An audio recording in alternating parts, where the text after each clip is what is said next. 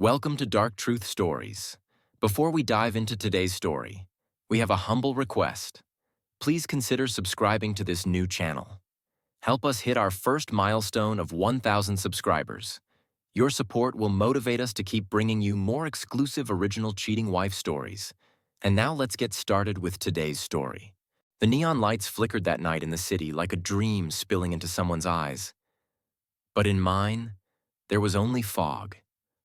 The club door swung open, and a pounding beat sliced through my chest and sank deep inside me. The blare of music, the gleam of the bar, and that strange sense of freedom people seemed to be chasing, though I was never looking for it. I had only come to a friend's party, just for a moment of escape from the weariness of my routine. I had no idea that in the crowd, a silence was waiting to consume my entire world. I took my drink and sat at a corner table, from where the dance floor was in full view. My mind was elsewhere, drifting, until suddenly my eyes caught a couple. She was wearing a soft golden silk dress, laughing, swaying in the arms of a man who looked all too familiar. I kept staring. My hand trembled around the glass. It was my wife, Linda. And the man was Marc Lavalier. A name plastered across newspapers, business channels, and fashion magazines. But right now, he was holding my wife by the waist, whispering something into her ear. And she was laughing, resting her head on his shoulder. My breath caught. The world stopped spinning. For a moment, I tried to convince myself it was a mistake, maybe a trick of the light, maybe I was drunk, maybe... But no. That was Linda, her walk, her eyes, her smile. Only now, it no longer belonged to me. With every beat of the music, they grew closer. The space between their bodies disappeared, while the void inside me expanded, aching. People clapped around them, some recorded videos, some cheered. But inside me, everything was collapsing. I stood up, but I didn't confront them. I just got another drink, returned to my seat, and watched. And when they kissed in the middle of the dance floor, I laughed. Yes, I actually laughed. A laughter soaked in disbelief, pain, and the sound of a soul shattering. I removed my wedding ring. I stared at the inscription inside, "Forever yours, Linda," and it burned. I slipped the ring into my pocket and whispered, "Now I'm free." As I stepped out of the club, the cold air brushed against me, but there was a fire inside me that no winter wind could smother. I knew nothing about my life would ever be the same again. As morning light tore through the curtains, a strange shadow played across my bedroom walls, like the ashes of forgotten dreams floating in the air. My head throbbed slightly, not from alcohol, but from the weight of the night before, still echoing in my veins. The laughter, the hands, the kiss, and then my own broken laughter. Everything from last night kept spinning like a storm in my memory. I stood in front of the mirror.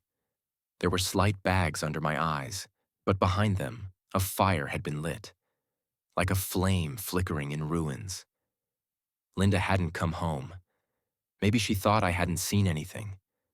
Or maybe she just didn't care anymore. But I wasn't the same man I was yesterday. That night at the club, as I was leaving, I had noticed a girl, long hair, dressed in a deep blue top, sitting at the corner of the bar, watching someone quietly. She didn't seem like part of the party, but there was something in her eyes, a weariness that mirrored mine, and a silence that felt like it understood me. I had only looked at her for a moment, but something clicked. This morning, I happened to walk past the same club. I don't know why, but I stepped in again. It was almost empty, the cleaning staff moving around. But she was still there, sitting at a table with a cup of coffee, writing in a diary. I walked over to her and, without knowing why, asked, "Can I sit here?" She looked up and smiled. It wasn't fake. She simply said, "Sure, you look like someone searching for a truth." I was caught off guard. I said softly, "Last night, I saw my wife in someone else's arms." Without flinching, she replied, "Me too. The only difference is, I stopped feeling the pain. I burned it." Her name was Samantha, and every word she spoke pierced through me like salt on an old wound, painful, yet oddly healing. We started talking. She told me she's a graphic designer, divorced, trying to rebuild her life. I told her I'm a financial analyst, and that my life had just slipped through my fingers. "So, what will you do now?" she asked. I replied quietly, "Maybe. I'll learn how to live again. This time, without lies." Her eyes lit up. "Then tonight is mine, and yours too." We left the club and got a cab. We didn't talk on the way, but there was something in the silence, something loud enough to be felt. I didn't know the name of the hotel, but when the door opened and the room welcomed us, it felt like the world had slowed down. We didn't say a word. I moved closer to her, and for the first time, someone touched me in a way that made me feel alive again. Samantha looked into my eyes and said, "You're still broken, but something inside you is still whole." That night, I wasn't just in someone's arms. I was returning to myself, like a lost piece of me had come back. When I woke up, she was asleep on my chest, and I whispered to myself, maybe this is the beginning of a man who had once lost himself, now finding his way back. But the story doesn't end here. Now I had to return home, where Linda would be waiting. And this time, I wouldn't be silent. When I returned home, the old red doormat stared at me. The one that used to say "Home, sweet home" now seemed like the words had faded away entirely. As I opened the door, that familiar scent drifted out, Linda's perfume. But today, there was no warmth in it, only the shadow of betrayal that had now etched itself permanently into my mind. She was in the kitchen, as if nothing had happened. Casual clothes, messy hair, a faint smile, as if I was just coming home after an ordinary morning. She looked up and said, "Where were you?" "You didn't answer any of my calls." I didn't respond. I just studied her face. Then she stepped closer and said, "I know, you're upset. It was just one night at the club. I got a little carried away. But it's not a big deal, Jim. It was just a dance." I looked into her eyes, and for the first time, I spoke. Not with anger, not with accusations, but in a calm, steady voice. "If Marc Lavalier had asked you to be with him, you would have let go of my hand in a heartbeat." She froze, not scared of my words, but of the chill in my voice. "Jim, what are you saying? It was just a party and a little flirting." "So what?" I took off my jacket, gently placed it on the dining chair, and looked at her again. "In 20 years, I never questioned your truth. But now, I feel like every answer you gave was hiding a lie." She began to panic. "Who's been putting this in your head? Are you having me followed?" I said, "I'm not following you. I'm leading my children toward a future built on truth, not betrayal." At that moment, our daughter Emma came downstairs. She had heard some of our conversation. Her face carried that innocence that trembles when it first meets truth. "Mom, is Dad telling the truth?" she asked. Linda was about to answer, but I raised my hand and said, "I'll tell her, Emma. But from now on, truth in this house will be divided." That very day, I took 2 weeks off work, and I split the house into 2 strange halves, like a duplex. One side was mine, the other was hers. There was a curtain in the middle, not a real one, but far more solid. I transformed my space. New colors on the walls, bookshelves, and I tore down that old wallpaper Linda had never let me remove. The kids were confused at first, but slowly they began to understand. This wasn't temporary. This was permanent. I started teaching them what love truly means, and how, when it breaks, you begin the journey of finding yourself. At night, when everyone was asleep, I would text Samantha. Tonight, I breathed for the first time, without fear. She'd reply, "Every night is yours now, but I'll only be with you when you're truly ready." Linda had begun to panic. She realized this wasn't just anger. It was a cold poison slowly changing everything. And I had changed.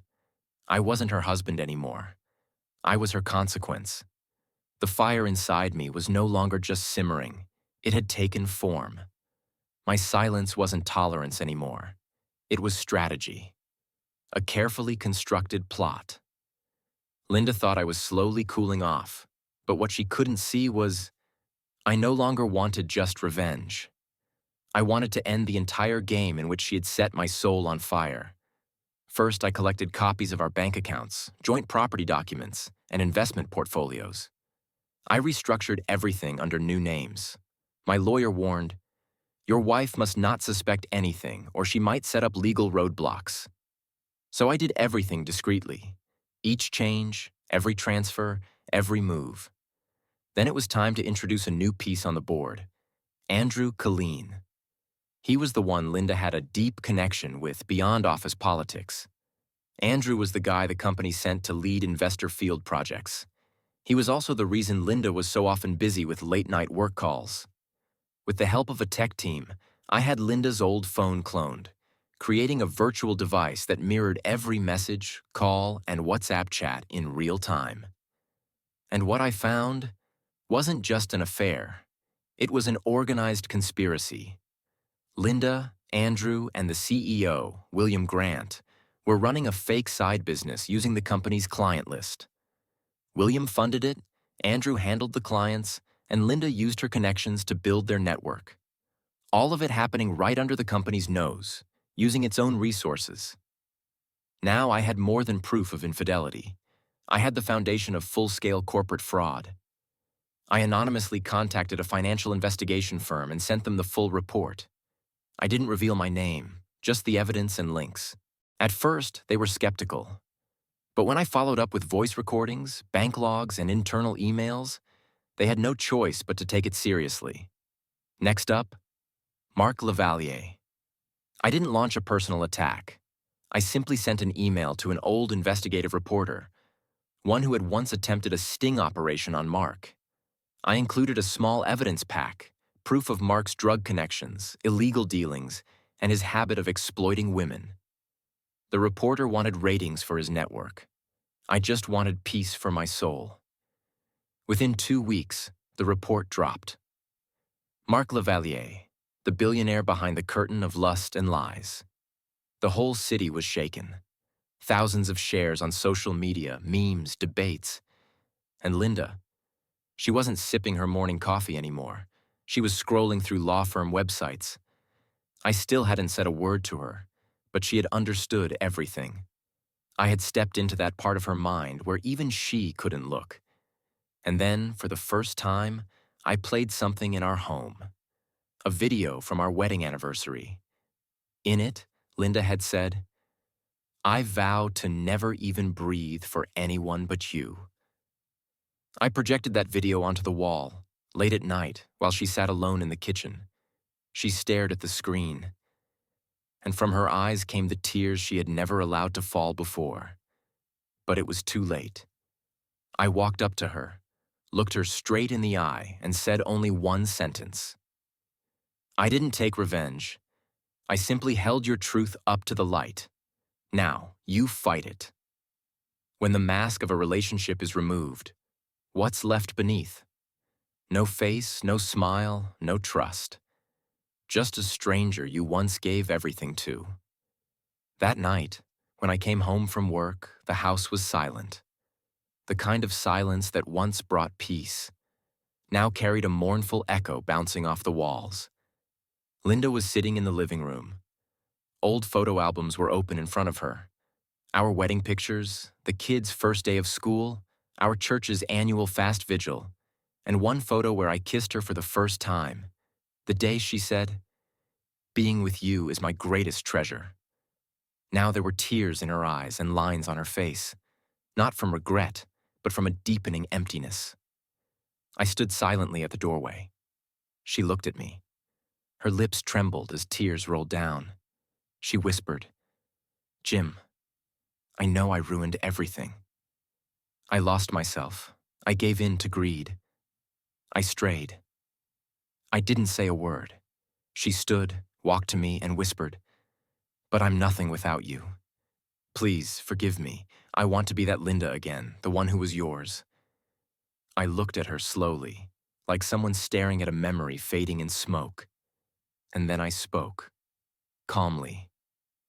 "You mistook my honesty for weakness, and your lies for strength. But I'm not the man anymore who stayed quiet. I'm the man who finally saw you for who you are, and found himself."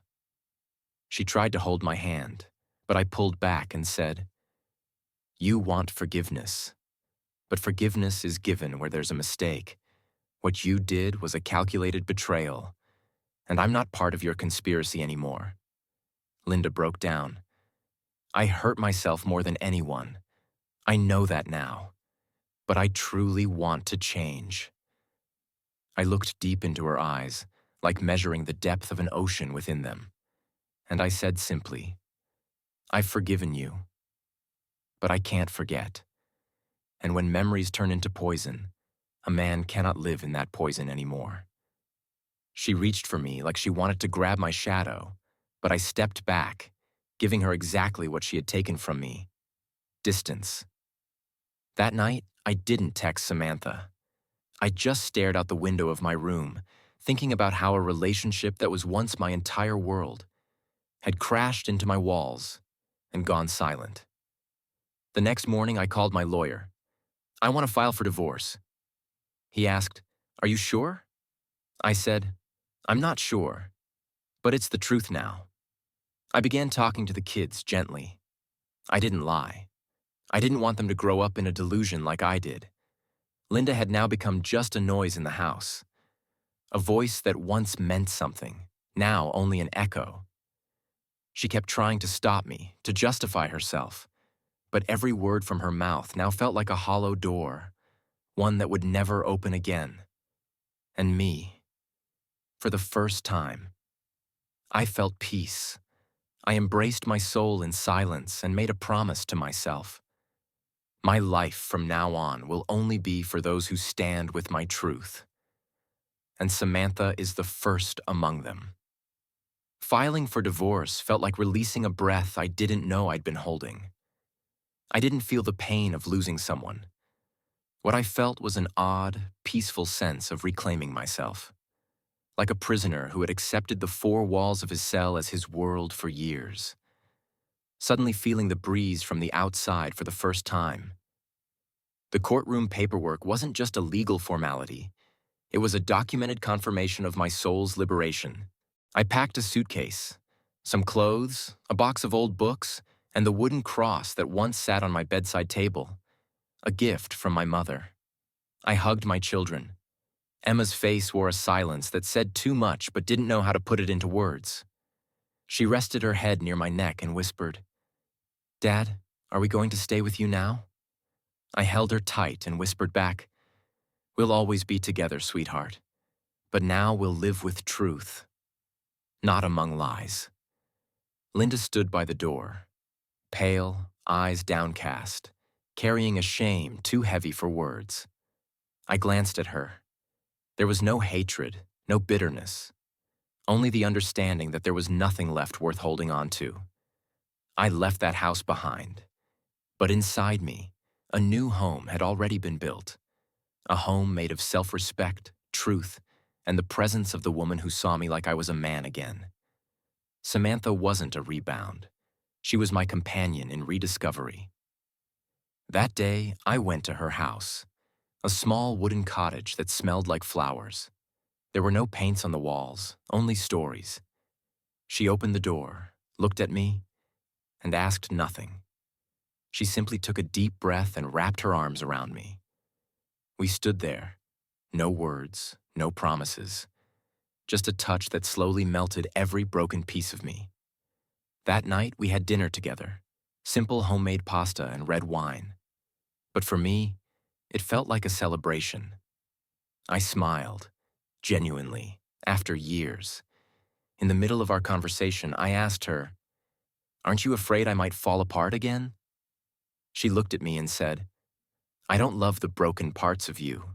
I love the man who dares to put them back together." Her words settled deep inside me. I left all bitterness behind. I was stepping into a new life, without Linda, without the pain that no longer defined me. Linda's situation began to change. I heard the company had issued her a notice for unprofessional behavior.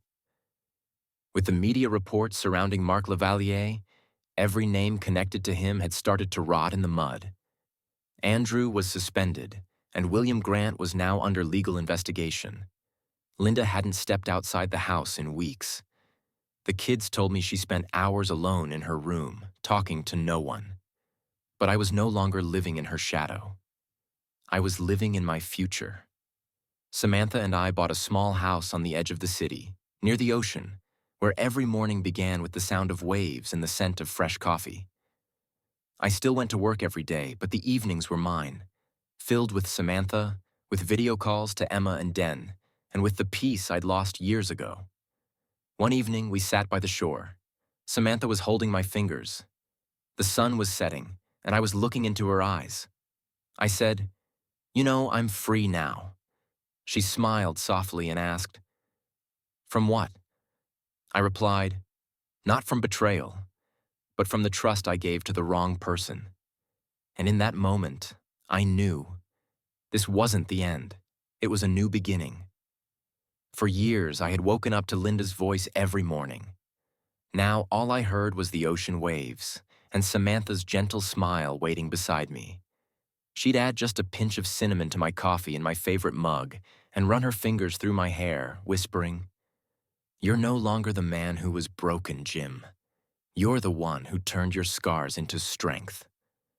Her words carried a magic Linda never had. Samantha made no promises, no declarations. She simply was. In the rhythm of my breath, in the silence between us. We lived together quietly. Samantha never spoke of marriage, and I never asked for any vows. Perhaps that's what made our bond so real, because it wasn't built on labels, only presence. The kids came over often. The first time Emma and Den met Samantha, I was nervous, but she melted their unease like sunlight on frost.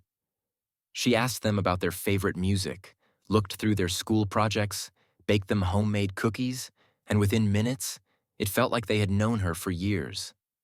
Emma later said to me, "Dad, you look truly happy now." I looked into her eyes and replied, "I'm finally living again, sweetheart." She smiled, a smile full of peace, the kind a child wears only when they know their father is safe. Linda's world was shrinking. The kids talked to her less and less. Every call was filled with excuses, stories where she always played the victim, but her voice no longer had the charm it once did. Maybe not because she was tired, but because no one wanted to listen anymore. I heard Marc Lavalier had left the country. His name now only echoed with scandal and shame. Andrew had picked up a small role at another company and now called himself a counseling guru on social media, the height of irony. William Grant's trial was still ongoing. Linda had been summoned to testify, but she refused. Perhaps she no longer had the strength to keep the lie alive. Life with Samantha flowed like a quiet diary, not a heavy novel, but pages filled with peace. One day, as we drove past the old club, I stopped the car. I pointed to the corner where Linda had shattered my world in Mark's arms. Samantha squeezed my hand and asked, "Does it still hurt?" I thought for a moment, then smiled and said, "No. Now it just feels like a lesson.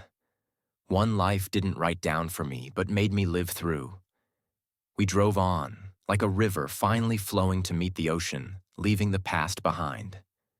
Now every day felt like a gift. No regrets, no fear, and above all, no lies. Sometimes, justice in life isn't handed down in courtrooms. It's written quietly, over time. Slowly, layer by layer, as the heat of time burns away each sin. And one day, even those who once danced in others' light start fearing their own shadows. Linda was now completely alone.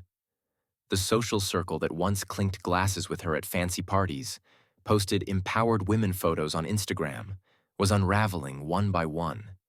One friend's husband had left her. Another was in the middle of a divorce over suspicions of an affair. The third's daughter had run away from home, calling her mother a hypocrite. That glamorous group once called modern queens had turned into a collage of broken dreams.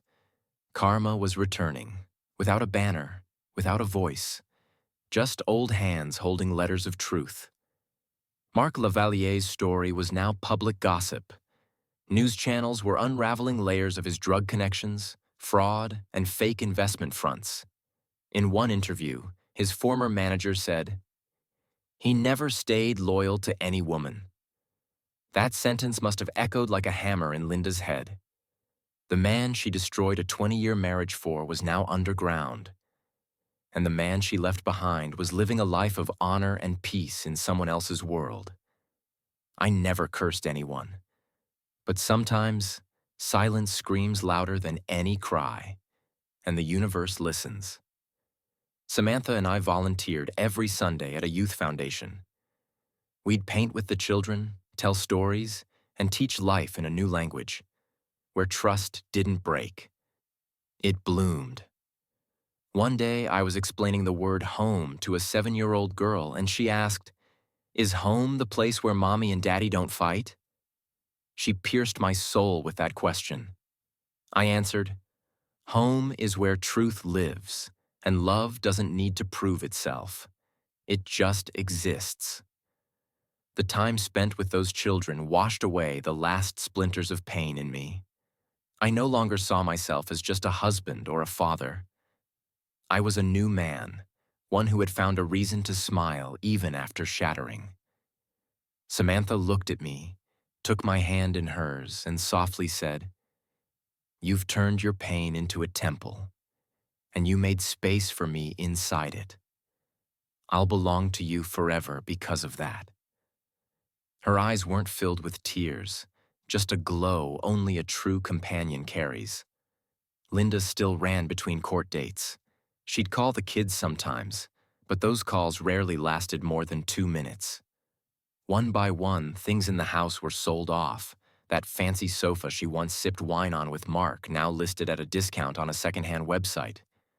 One day she sent me a letter, handwritten. It said, "I know there's nothing left, but if you ever look at our old photos, remember there was once a woman who loved you beyond reason." I read the letter, and then burned it over a candle flame. Because I don't look back anymore. My face only turns toward the side where the sun rises every morning with my name. And Samantha's smile reminds me my present is better than my past. Sometimes the deepest form of forgiveness is silence. It says, nothing left to say would matter anymore. And that day when Linda stood at the door, silence filled my lungs. I opened the door, and there she was, but no longer the woman I once knew. Her eyes were shadowed, lips dry, hair messy, and she held a small box like it was a prayer. I didn't speak. She said, "Jim, can we sit for 2 minutes?" I gave a faint nod. We sat on the old porch bench where we once talked for hours on warm summer nights. Now, 2 strangers sat there, who once found joy in just saying each other's names. She opened the box. Inside was her wedding ring, the same one I had placed on her finger when we promised at church to be there for each other in sickness and health, in truth and in faith. She held it out to me. "I want to return this. It has no meaning now, but maybe it's one last attempt to be right in your eyes." Her eyes welled up. She continued, "I've lost everything, Jim. Those friends, that image, that identity I built in a world made of lies. But today, I'm only asking for one thing: your forgiveness." I looked at her. Her face hadn't changed much, but her soul had. Maybe regret had finally made her human again. I took a deep breath and said, "Forgiving you wasn't the hard part, Linda, because I wasn't bound by your sins. I loved the person you used to be, not the woman you became." She trembled. The box fell from her hands, and the ring rolled across the floor like a final shattering end to what once was. I continued, "You treated my love like a stamp, something to be replaced at will. But that love was part of my soul. And when someone stabs the soul, it never opens for them again. I'm not yours anymore, Linda, and my heart isn't where you think it is." She broke down, hunched over, sobbing on her knees, like a ruined temple mourning its own fallen idols.